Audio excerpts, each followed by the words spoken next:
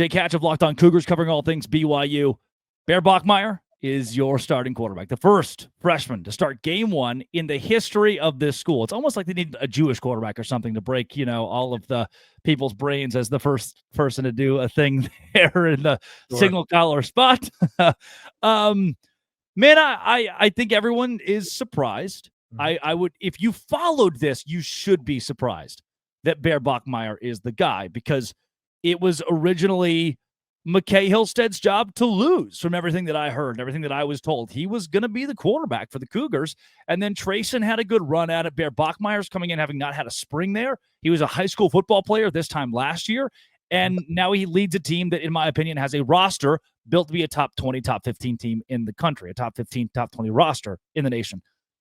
Is this good for BYU? If that's the question, is this good for BYU?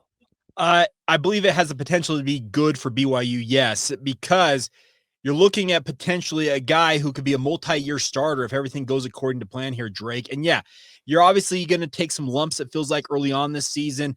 The nice part is, if there is a schedule for BYU to insert a first-time freshman starting quarterback, it's this schedule for BYU. They open up against Portland State. They host a rebuilding Stanford squad. You go across the country to East Carolina, and quite frankly, of the first 6 games in BYU's schedule, I think that East Carolina game is the toughest of the bunch. And I had Spencer McLaughlin's head about explode when I mentioned that to him the other day.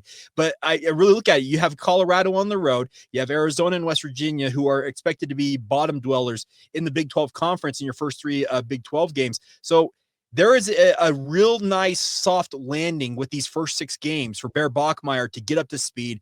The veteran nature of the offense outside of that, guys like Chase Roberts, LJ Martin, Carson Ryan, a transfer in from Utah that they expect to be an absolute star in this offense at tight end. The veteran guys around him are going to make him feel comfortable. And as Aaron Roderick said, all he's got to focus on here, Drake, is making the right play, getting the ball where it needs to be, when it needs to be there, and not try and force anything that doesn't need to be forced.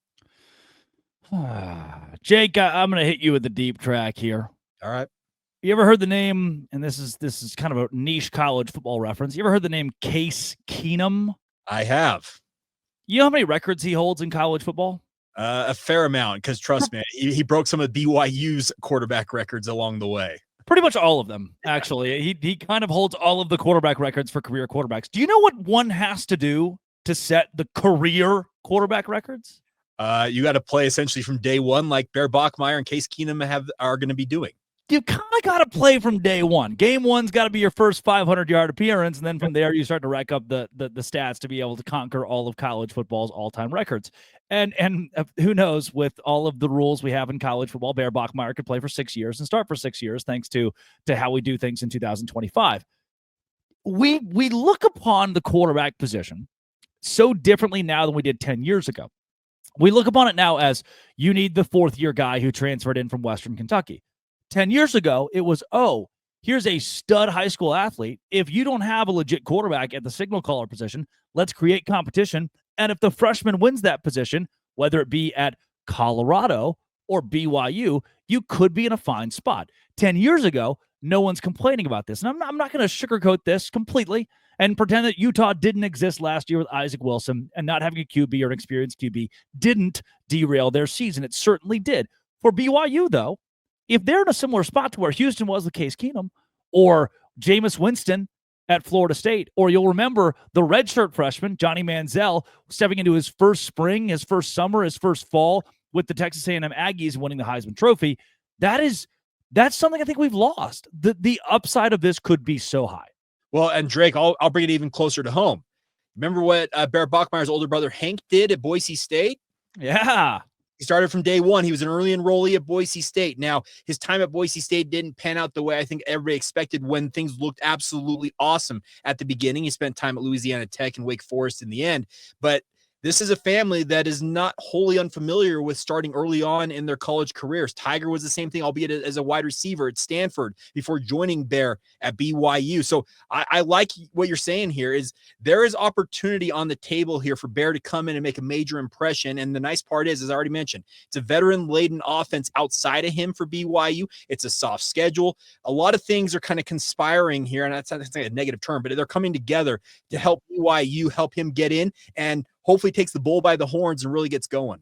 I've seen the Arkansas football schedule, and I believe it's Kelly Ford has Arkansas as the toughest schedule in the country. I would not want to be a freshman quarterback at Arkansas right now. You're going to be punished and pummeled. I would rather be a freshman quarterback with those 3 non-con games and a soft entry into, really, I don't think BYU is going to be legitimately challenged until the Utah game, which is the 6th on their schedule. Seventh game. It's actually 7th? Seventh game. Yeah. You very, very much should be favored in the first 6 games then if you're BYU, and likely 6-0 in my book going into the Utah game. Can you tell me, though, your boots on the ground in Provo, personality, what is Bear Bachmeier like with this team? He's commanded the respect of his teammates. He's ingratiated himself. And that's the crazy thing about this, Drake, is he showed up in late May. This wasn't a guy who showed up in March when the transfer portal opened, or early April when it opened. He showed up right away and started working out. No, he had to finish classes at Stanford and then finally showed up in late May.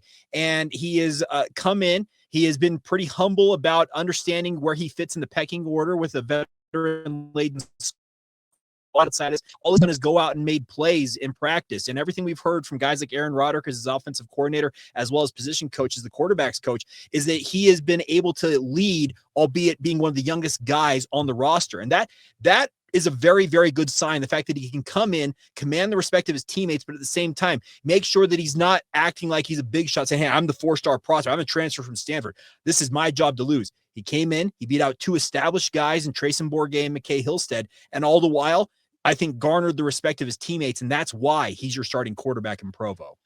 It may have been Chase Roberts. I don't want to misquote I don't want to misquote, but somebody like that at BYU posted a picture, 2 months ago on their Instagram story of them working out with McCae Hillstead. And it became this thing.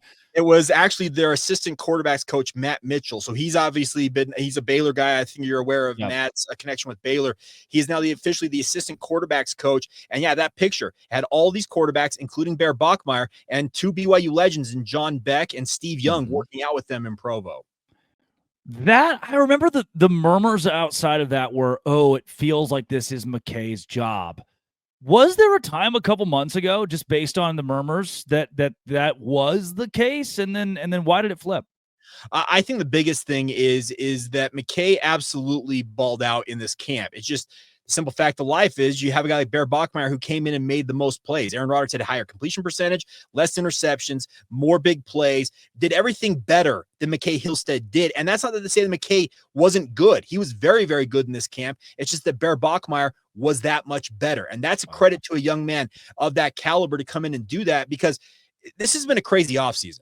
BYU went into the offseason fully expecting to have a senior quarterback in Jake Retzloff leading them to glory this year. Civil lawsuit pops up. He leaves. He's now at Tulane, and I wish him the absolute best with the Green Wave. I expect he'll be the starting quarterback there, and I hope he absolutely kills it. Then you have McCae Hillstead looking like, yeah, he's probably the odds-on favorite here just due to the experience factor. And I know that when they recruited Bear coming over from Stanford, they told him, hey, you're absolutely going to be given an opportunity to earn this job. And if you prove to be the better guy, we won't hesitate in playing you. And to his credit, he absolutely made that a reality. BYU went into this offseason having no idea who Bear Bachmeier is. Well, no, I do know they knew who Bear Bachmeier was, because they tried to recruit him late in his high school recruiting process. I would say, BYU fans, I should say, that there was just, it was never on the radar that this could possibly be a thing, that Bear Bachmeier would be the starting. If you told someone that January 18th, they're like, it's okay, no. If you were to transport yourself back to January 8th of this year and said, hey, by the way, you're going to go through a situation where your starting quarterback's going to have to leave the university. Then you're going to have a quarterback competition. And oh, by the way, come September, you're starting quarterbacks all of 19 years old and a true freshman who's never started a game. I would be hard-pressed to find a single Cougar fan who would be like, yeah, I want all of that. Give it to me. And they'd be frustrated. And then you tell them, oh, wait, by the way, Hinckley's back. And they punch you in the face. That's what they're like, there's no way this is real. There's no way any of it's real, but maybe it is for BYU. That's Jake Hatch. Every day on Locked On Cougars, at Jacob C. Hatch as well on Twitter. This has been and always will be Locked On. Thanks for making it your first listen every single day. A crossover with Cougars and Dose Grande.